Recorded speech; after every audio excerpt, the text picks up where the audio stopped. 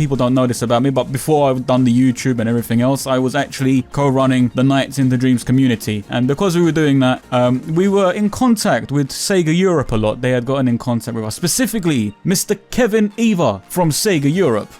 And that would be me. Hi everybody, I'm Kevin from Last Minute Continue, and once upon a time I did a bunch of stuff for Sega. Now, it's been obviously many years at this point since I did that, and I think it's round about that time I start telling some more of the stories from behind the scenes at that time. But to start things off, I thought I would go back, because a couple of years ago, in fact it was more than a couple of years ago now, God, time flies. But my good friend DigiValentine, who of course is now a very successful YouTuber, he did a off-the-cuff story on his channel where he goes into just a crazy story that happened to him. And one of those, in fact a couple of those, actually involved me. And I thought it would be good, and I said this to him at the time, if I did a reaction to the video, because there's stuff that he knows and there's stuff he probably does not. Plus it'd be kind of fun to revisit that. So this is the story behind that time Sega asked DigiValentine to be Sonic for a day.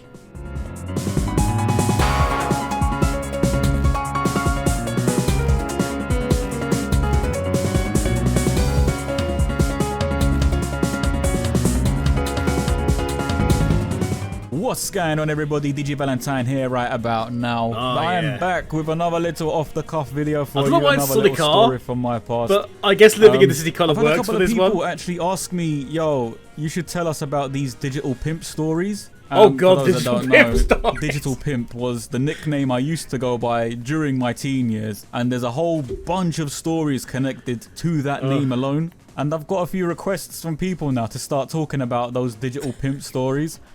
We're not ready for that yet. No, we're not. We're not ready for that because still the not. Digital Pimp stories are not we're still not ready for it, man. We're just still not ready. That's a whole saga, complete with chapters. Okay, there are multiple parts to the Digital Pimp story, so we're not quite there yet. We'll get there eventually. It's gonna be like a multi-part, off-the-cuff series of videos. We're not there yet, but it'll be something to look forward to. Before we begin, I'd like to send a massive shout out to Alandria for backing me on Patreon. Thank you so much for being here and helping me with all of this. It is incredibly appreciated. We do not have a Patreon. Brilliant. Thank you so much. And if you would like to join Alandria too, then please check out the link to my Patreon in the video description. All help is appreciated. Remaster some of the LSW comments. And look, okay, so here we go. I'm ready to roll this one out now. There's a few things that happen within the context of this story. It all just sort of rolls into one little part after another before it just ends in this weird sort of euphoric high. It's so strange. It's a strange story. But anyway, here we go. Here's the story of that one time I had to wear the official Sonic the Hedgehog costume for Sega Europe, and all the surreal things that happened when I did. It was pretty surreal, let's be honest.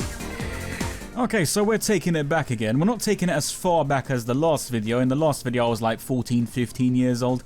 We're not going that far back. But we are going back to the year of 2008. At that point, I was actually living outside of London. I had moved to Scotland. I was living in Edinburgh with my girlfriend Trippy, and together we were co-running the Nights into Dreams community. We were running the fan base together. True story. I don't know, some people don't know this about me, but before I've done the YouTube and everything else, I was actually co-running the Nights into Dreams community. Those two... Okay, so those two. Digi is underselling this, alright? Digi is underselling this massively. He and Trippy, I'm not going to say single-handed because there was a lot of other people behind the scenes, like Joff and other folks.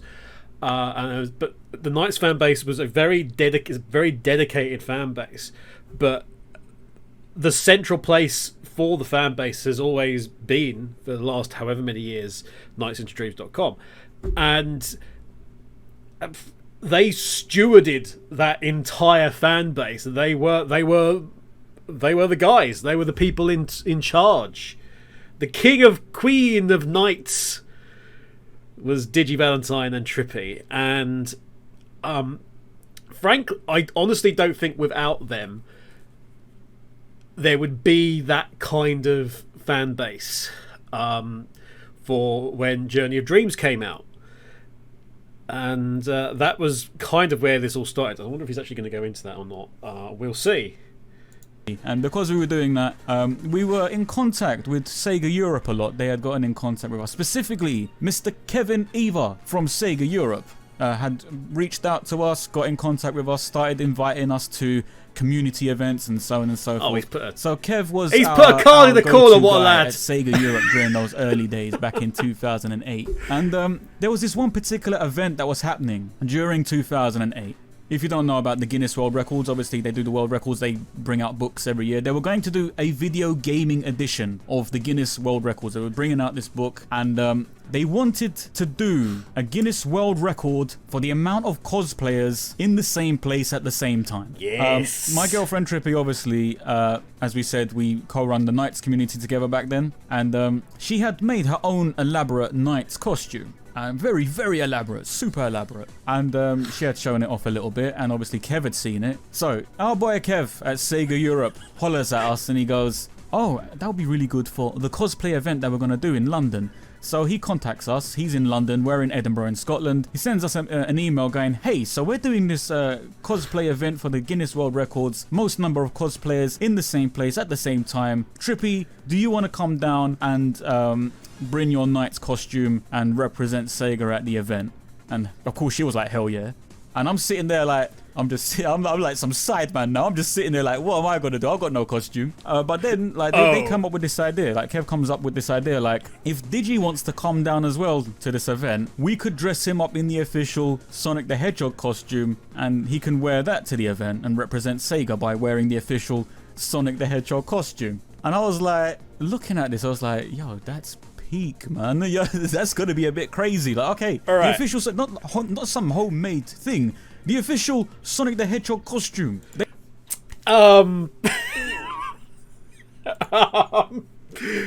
Right, few things there. Okay, so the Guinness Book of Records talk about is this version. This version. This was, as far as I'm aware, the first edition of the Guinness World Records Gamers Edition, the 2008 edition, and it did get in there somewhere. Anyway, they announced they were going to do, as part of this, they wanted to do this big get together of fans in cosplay, and they reckon, they were throwing out numbers left, right, and centre that they reckon they were going to get, and we knew it was BS. we knew a brief search would tell you that the number that actually came up and was finally figured out was nowhere near what the unofficial record was. But that was the point. They were setting an official record. They were setting a place where things could start. And it was just the matter of, if people came up to me and just went, hey, is there a way we could get representation of this? Because, we're going to be there. And I did indeed think of Trippy. Now, what was mentioned there was that during Journey of Dreams, one of the things that happened when I first met these guys, I flew out to Edinburgh and basically I went to their house. They got a special, a special preview of the game. They packaged up a Sega person, which was me, shoved them on a plane, shoved them off to Edinburgh, and we basically spent the day together. It was really fun, and I like them a great deal. Niazi DigiValentine, he was sick as anything. He had chicken pox, if I remember rightly, really badly. He spent most of the day previously just like in bed and feeling horrible, and spent a lot of the time when I was there in bed feeling horrible. But I had come laden with merch, and there was a photo somewhere of him just like half buried in this bed covered by Sega merch that I brought along. he hasn't done a video about that and what happens, so I won't go into it too much. But that's how I met them, and that's how I found out about Trippy's Knight's costume. And I thought, this looks stunning. This is great. It would be great if we could use that at some point in time. So roll forward a little bit, and then you have this Guinness World Records thing. I thought, this is absolutely ideal because look, I mean, this stands out. This costume stands out. No matter which way you look at it, it's probably the best looking thing that's ever been created for Knights. And I'm not, that's not hyperbole. It really is. I think the best looking thing that's ever been created for Knights is this costume. So, and let's not get into UV Knights or anything like that. I remember Trippy. I remember. So we, so they said, they came to me and said, that we're going to do this, and can you cover it? And I was like, yeah. But one of the things there is, Digi said about it's the official Sonic costume, and it is. It's the official Sonic costume, but it's not owned by Sega. It's managed by somebody. It's sort of licensed out to this costumes company. And then it's a case of, well, you have to rent it, and you have to go and get it. And it's one of the reasons why I can't remember which Summer of Sonic it was. I think it was like 2012 or something. But if you compared the Sonic costume then, it was like some sort of weird bootleg Sonic costume. And it was, and in all honesty, that costume was something somebody sent to Sega, a press management team, like a PR firm, sent to the office, like in a box, after doing some sort of underground advertisement campaign, including this is true, including sending us like a ransom note. A joke. Sega Europe sent a ransom note for this costume. For Sonic to be returned, and then they just randomly got a box one day of like quote unquote hedgehog bits, and it's like we can put your brand together, and it was like, oh thanks, we got a spare costume now, that's brilliant. So the Sega didn't book that costume in time for SOS. I think it was 12. I think it was the Brighton one. So they had to use that one, and one of the things that you have to do when doing that booking process is you have to hire an actor. And I'll be honest, every time I'd seen them, it's like, oh yes, it's an actor. It's somebody they've got to be in the suit for like there's like a very strict rules. They've got to be in for like a very minimal amount of time, and they can't get across the personification of the characters very well. I've only seen one ever that's an actor. That's why, again, at Summer of Sonic, you've got the community guys doing it and interacting and doing all the mannerisms and things, which has historically been, I don't know who else did it, but it's Lewis Clark, Sonic Yoda from Sega Driven, and Mina from Radio Sega, who are the ones historically, as far as I'm aware, who have donned the costume for SOS. So I wanted Trippy to be there, and it's not fair not to bring Digi. So I was like, hey, Digi can do that. And it could be like and I thought it'd be cute. I thought it'd be like, hey, it's like a his and hers event. They can do something together. Oh, isn't that sweet? But also, I knew they would get the most out of it. They would put the most into it. And, they would represent the brands really well. Plus, it's another feather in the cap of saying, hey, look, the community guys, they know about the brands, they can represent the brands well, and this is part of a much wider scheme of educating Sega in terms of, hey, community people are actually pretty damn good. So that was that, and then there was me. So, it bizarrely would say it would work out cheaper to fly Digi in with Trippy, have Digi do that, and we'd get more out of it, and they'd get more out of it as well as like a little thing for them. Because, like I say, Digi was sick last time I saw him. He didn't get to enjoy things as much as he probably would have done, even though the whole prospect of a new Knights game really raised him up and made him feel a lot better. Anyway, Yeah, back to the plot. They had that, and they were Kev was asking me to wear it. Like, calm down, wear it. I'm like, yeah, all right, yeah, I'm down for this. Let's do something crazy. So me and Trippy packed our bags. We flew down to London and met up with Kev, and we weren't quite sure like where we were gonna stay for the night. So he goes, well, we're just gonna stay in the Sega office, and I was just like, what, seriously? And he's like, yeah, it's fine, it's totally fine. And I'm just like, oh, okay. This was at a point in time where I was super new to interacting with Sega. So when Kev said to me, yeah, we're just gonna stay in the office all night, in the Sega office, we're gonna stay in the Sega office, I was just like, yo.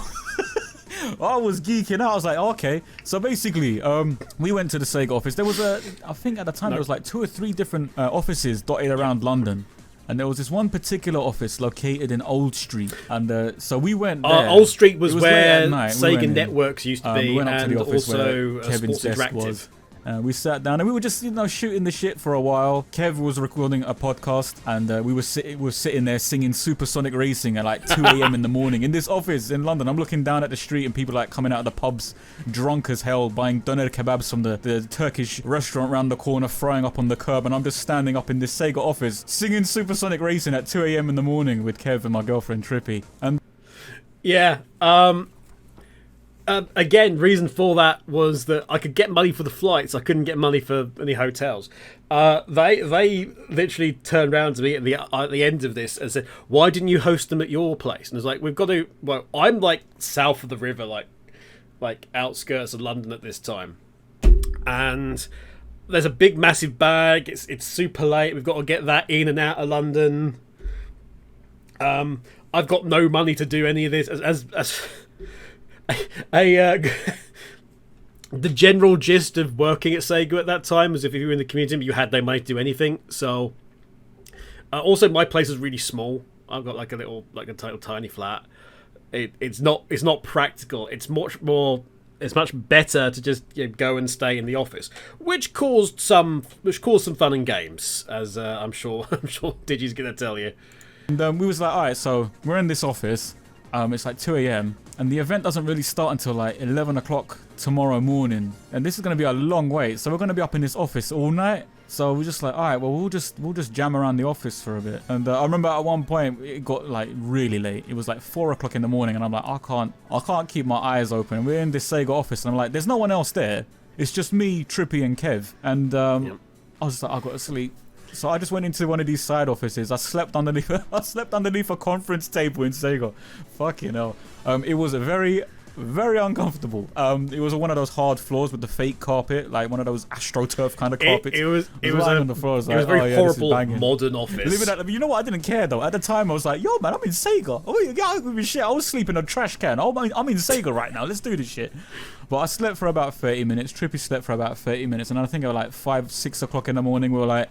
The thing about my girlfriend Trippy, her costume, because it's so elaborate, takes a bloody long time to put on, including the makeup and everything else. To put that costume on was gonna take a while. Yeah, we should probably start getting you dressed into your costume, and we started putting all the straps and the zips and the flipping corset and everything. It's an elaborate costume, people. It's an elaborate costume, trust me, and it took a while. And then Kevin was over at his desk, and he had fallen asleep at his desk. He was sleeping. So me and Trippy are just like sort of sitting in this office, vaguely, like the early hours of the morning, vaguely asleep. Suddenly the door. I was less asleep than you think I was. Walks in and he just sees me like as a Aruba. I'm wearing a hoodie and I'm standing there with my short spiky hair, with my flipping tracksuit on, and my girlfriend's there in this really elaborate, flamboyant purple and white costume, right? And he looks at us. I didn't even know who he was. I never caught his name. He looks at us. He goes, "Good morning. And who are you?" It was Adam Hance. Who was the I think head general manager of Sega Network operations at that time, which was like all the online stuff, website stuff, and things like that, because that's where the community team was stuffed. He got a bit pissed at me afterwards because like, "I'll tell us next time." And I was like, "Well, you don't give a flying rat's ass about what's going on normally, and you wouldn't have supported it anyway. So to hell with you.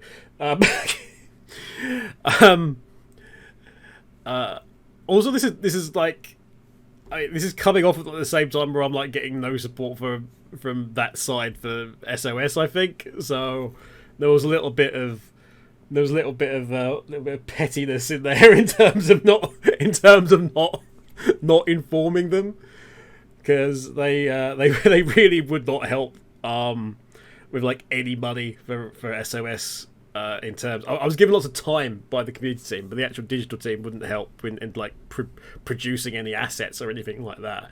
Which is why if you were at SOS 08, there was a lot of stuff that was put together with printouts covered in tape and just taped together. So they did wonder at the time why all these printers, they're going through the printer ink so really fast. And it's like, well, if you're just giving me some money, Anyway, yeah. So How was that? How do I explain? We're with him, and I just pointed over to Kev, who was asleep at his desk, and he went, "Kev," and Kev woke up, and Kev was like, "All right," and the guy goes to him, "Who are these people?" And Kev was like, "Oh, they're here for the costume event today, the Guinness World Record." And the guy was like, "Have you guys been in the office all night?" And I didn't really know what to say, so I just sort of went, "Yeah." And he was like, "You should have told us. We would have put you up in a hotel for No, like they 24 would hours." not. No, they like, would "Oh, not. And that's never why. mind. Who gives a shit? I was in Saigon all night long through the early hours of the morning. I give a shit." But yeah, that was a bit awkward, man. Just standing in this office and the first guy to come in just appears through the doorway and sees this rude boy and some elaborate flamboyant jester standing around the office. Like, yo, what the fuck have I walked into? But anyway, Kevin had to sit me down and he goes, "Right, listen, you're going to be wearing the official Sonic costume for this. So there are some things you can't." Yeah, there's some things you can't do, like dance on stage to, hip hop with the N-word every 5 minutes, I mean, who would organise an event where that happens? Do while wearing the costume. This is official business now. If you're wearing the official Sonic costume, because you're literally representing the company with their official costume, right? You can't do certain things, right? Firstly, you can't talk. You can't say a word. Okay. Sonic. And Sonic doesn't talk. I was being an idiot. I was saying to Kevin, I was like, "Yo, listen, let me do some gang signs and shit. Like, let me do some like West Coast gang signs and stuff." Yeah. And it was like, "You can do that in the office, but you are not doing that at any point after we've left this building." Yeah. And I'm like, "Yeah, I suppose that makes sense, because the last thing you need to be is outside at a public event with the media present." Yeah, there was a lot of photos taken. That was very much just for us during that time, and it was just had a bit of fun. There is a line that you understood, and we just sort of went from there really. But yeah, it's funny. There's a bunch. I think there's a bunch of photos that he has that I have rather that he doesn't have. So if that's the case, they'll probably appear on the screen roughly around this time. But hey, what's the chance that I still have that shirt from so many years ago? Oh, this shirt is so old. It's like I got it from I got it as a alternate work shirt for the music and video store I used to work at down in Eastbourne. I worked at weekends for like 7 years. So this is from like 1999. It was my signature TV shirt, my signature shirt through like college and everything. I wore it at university.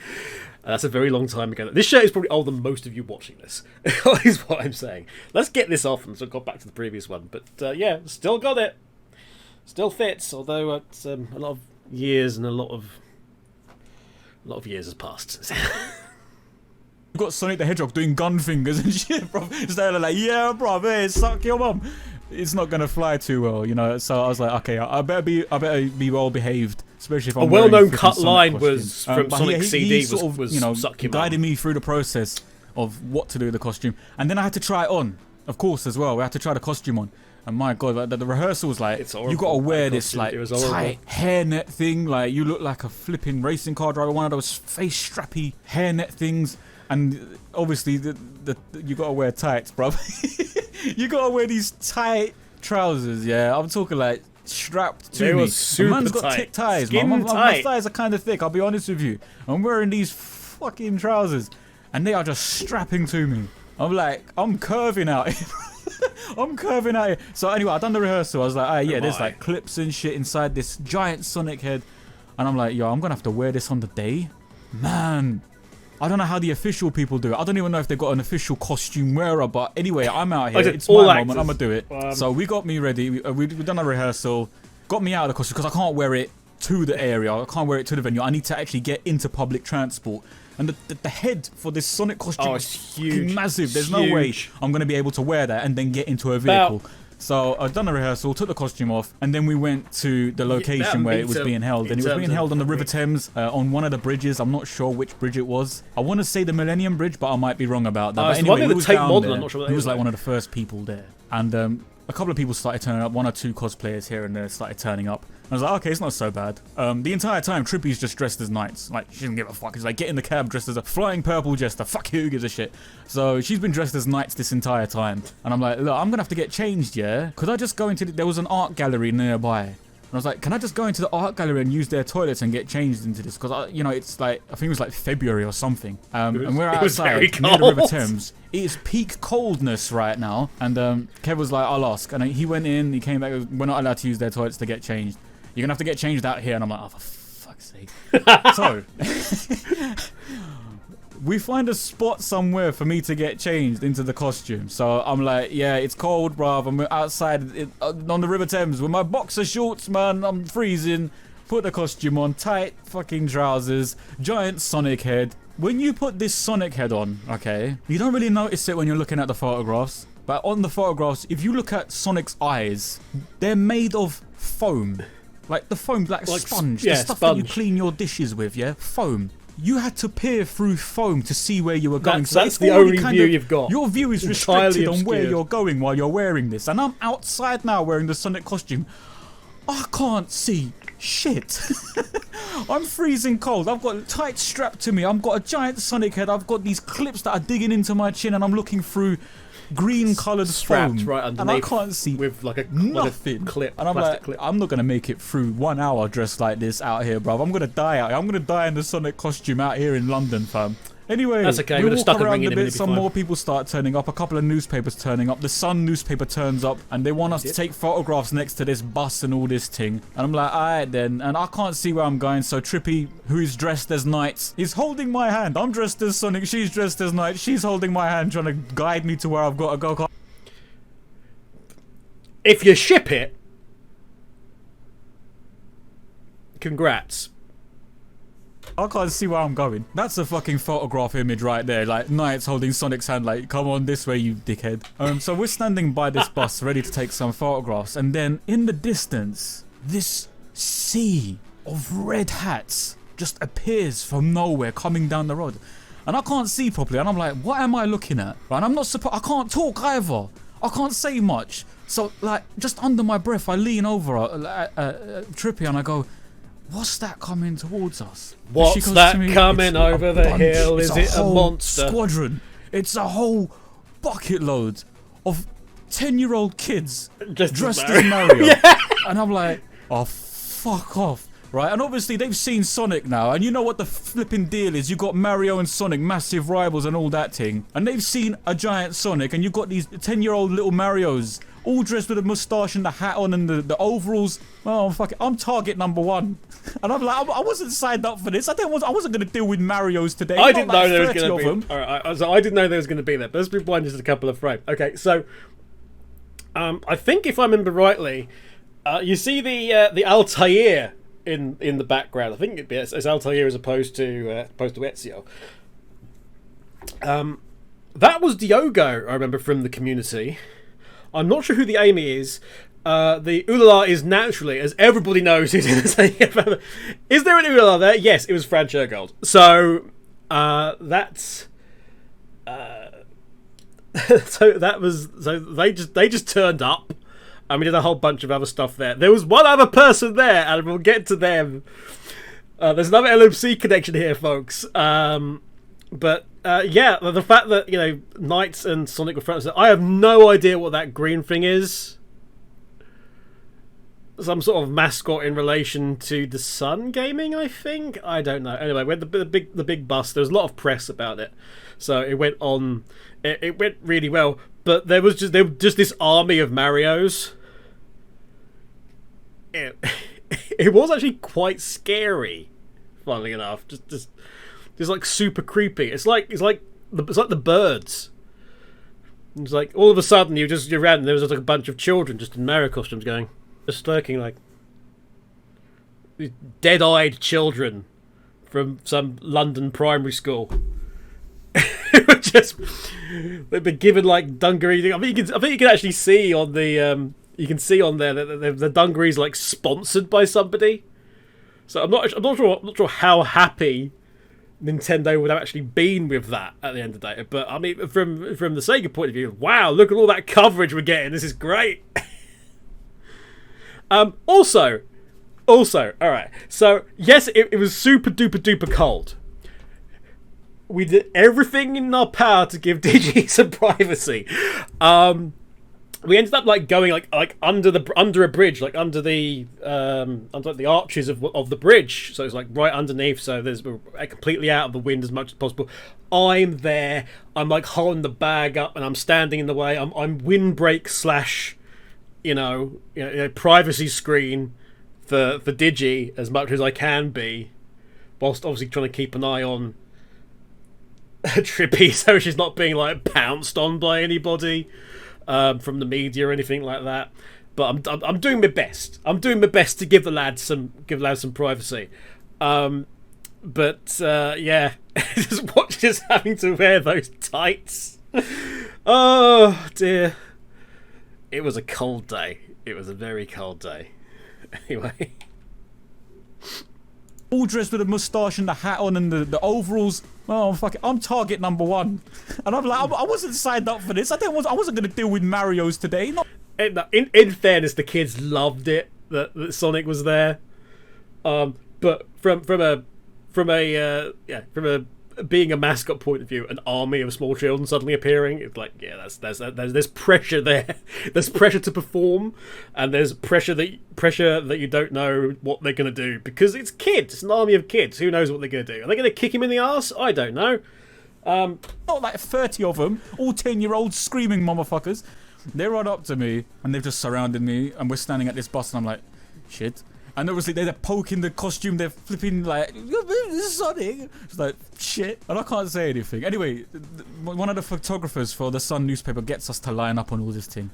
And he's like, stand next to the bus. Oh, the Marios can all stand in front of Sonic. That'll be a great shot. And I'm like, And obviously these Marios are huddled right close up next to me, yeah? And because I've got this helmet on, there's obviously gaps so that you can take the helmet off. The helmet is not completely strapped to your head. There's gaps underneath the helmet. And one of the kids, dressed as Mario, turns around and looks up. And he looks through the gap. And he sees my face. And he goes to his friend, he nudges his friend, he goes, there's a guy in there. I looked down at him with this horrific face, with the beadiest eyes I could muster, and I just looked at him. I can't say nothing. I'm dressed as Sonic. I'm official right now. Official Sega business. And I just look at this kid right in the eye with this look of, shut your mouth. I was like, you shut your mouth. Obviously, I'm so just like, gonna beat your ass. Don't blow this from me, okay? This is my big moment. You Marios, everything was going fine until you Marios turned up. No, for real, the kids were great. Nintendo had to spoil everything, a laugh and a joke, and you know we messed around a bit, but I just remember looking at this one kid like, shut up. Anyway, so we took the photographs and we went back to the River Thames to start taking the numbers down for the amount of cosplayers that were in the area. Again, we knew it was rubbish. Of like CBBC. It's the part of the BBC channel that shows children's TV shows. And there's this show on CBBC called Newsround, which back then used to be hosted by a news presenter called Lizzo. Lizzo was there, man. Lizzo came up to me. He's like, "Hi, Sonic, how you doing?" I can't say anything, so I'm just waving my hands around like, hi, Lizzo. And the camera guy was there. He's like, hey, yeah, so, hey, I'm here at the River Thames with Sonic the Hedgehog and like 30 Marios. And I was like, this is actually quite fun, man. Oh, shit, I'm getting interviewed by Lizzo. I can't say anything. I just got to wave like an idiot. But fucking hell, it's Lizzo from News Round, fam. And then it got a bit awkward afterwards because some other media people came up to me and they were like, hey, Sonic, how you doing? Sonic, do you think you could do a little run for us along the River Thames? And like, a run? You want me to run? I can't see where I'm going. I've got... No. I think we managed to actually do that at the end, but it's very, very difficult to, because the shoes are very heavy. They're very heavy. They're proper clown shoes.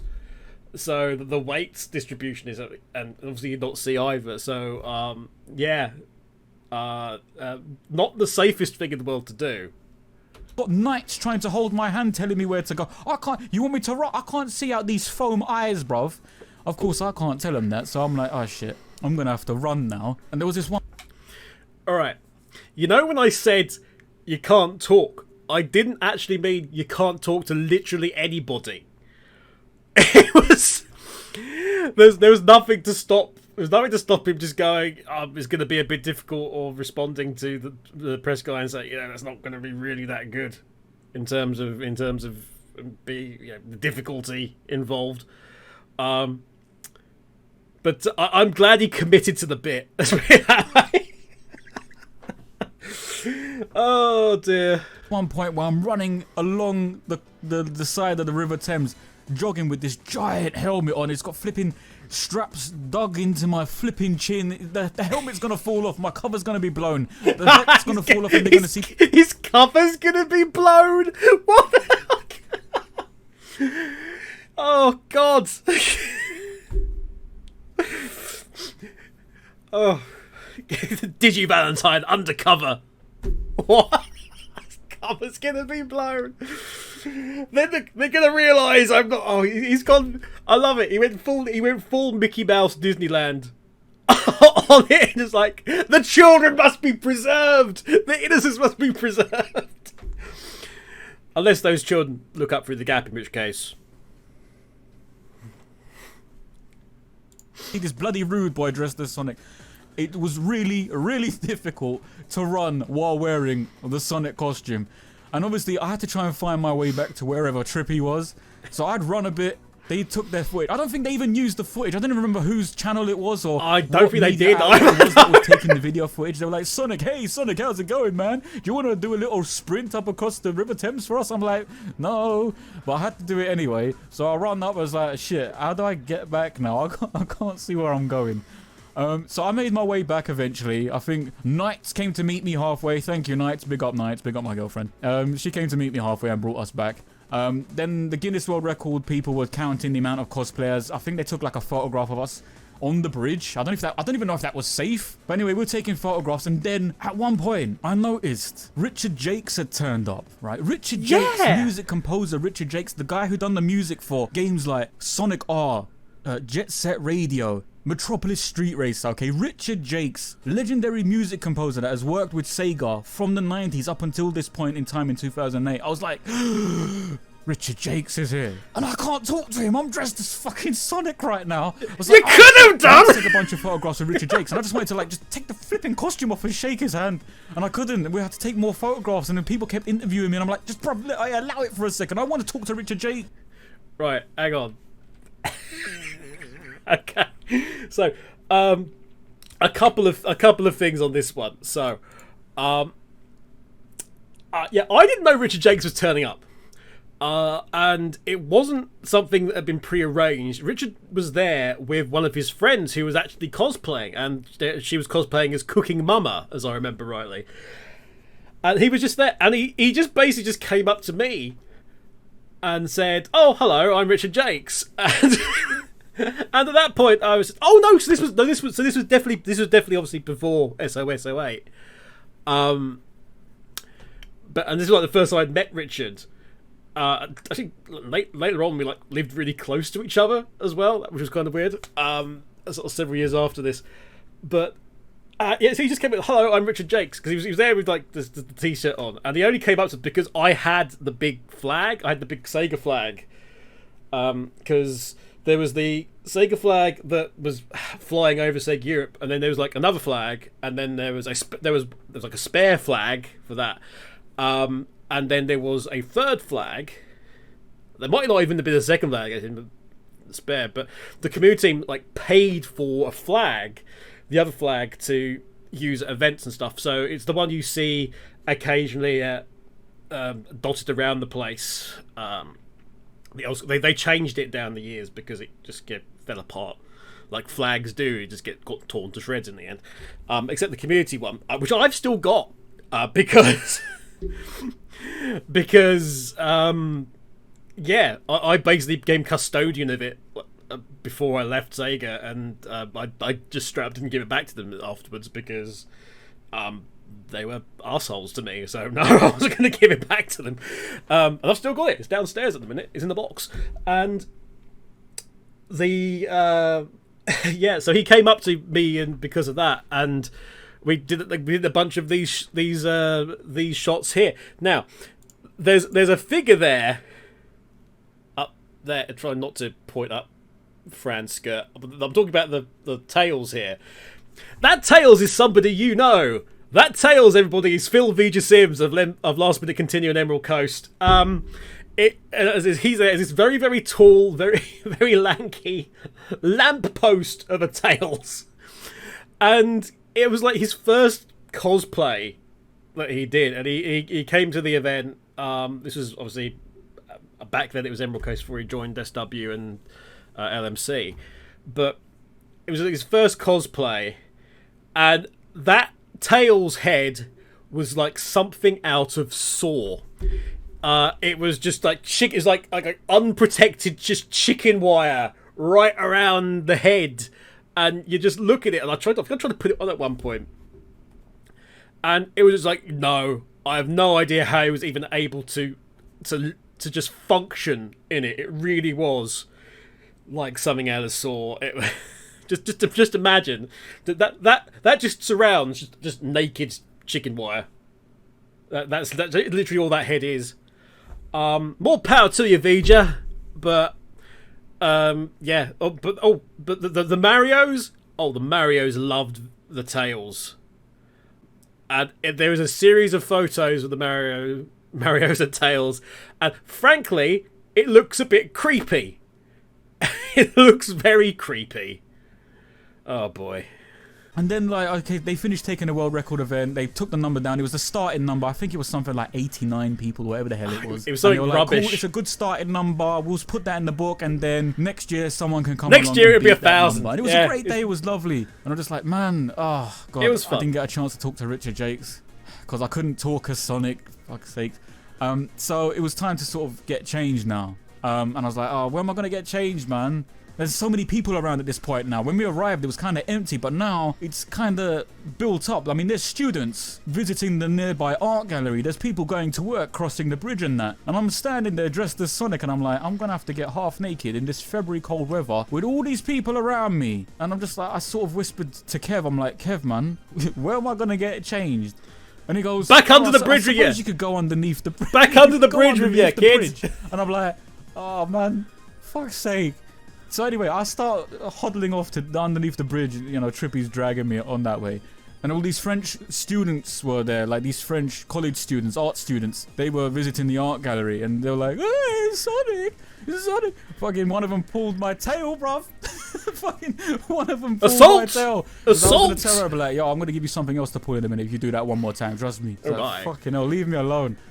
We got underneath the bridge, and there was no one else around. It was just me, my girlfriend Trippy, who's still dressed as Knights, and a few of our friends. Kev was there, and I'm taking the costume off now. I unclip the helmet, and I take the helmet off, start taking off the main bodysuit, and I'm like standing there in these flipping tights underneath a bridge, half naked, dressed as fucking Sonic.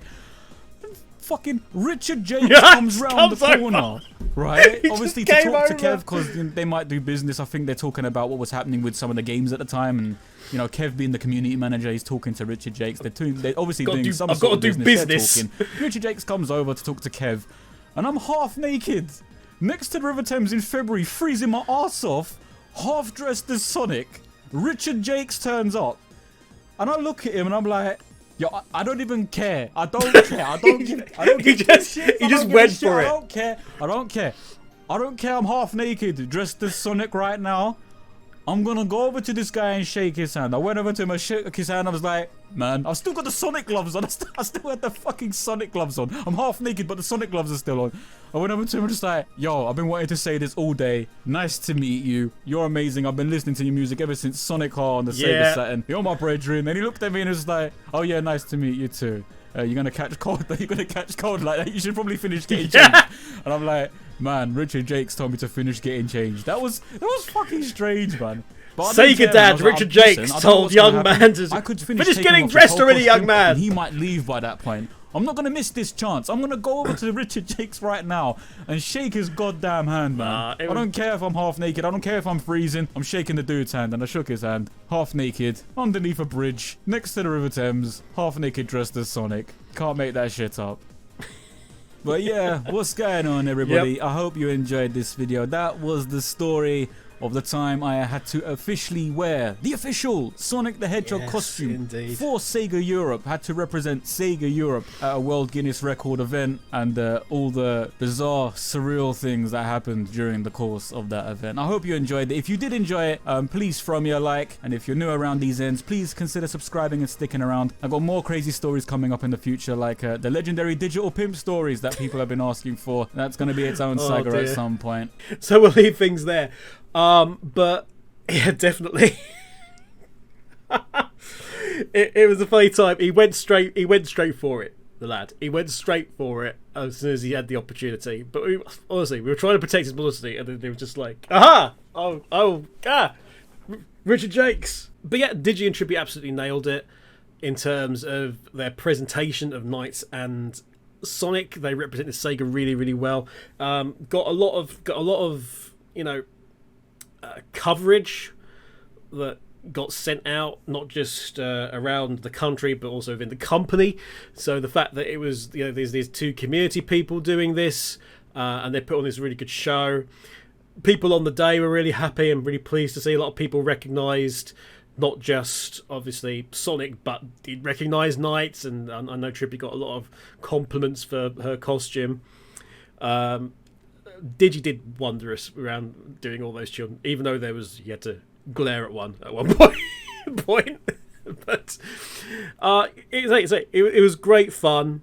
It went down really well. Other people got credit for things thereafter. I didn't naturally, because I never did.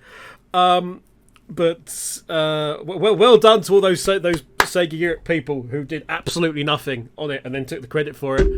But we will continue this another time, because there is that video that he did after this, I think, where we all went to Alton Towers, all of us together, for a special opening ceremony for the Sonic Spinball ride. And oh boy, there's some behind the scenes on that.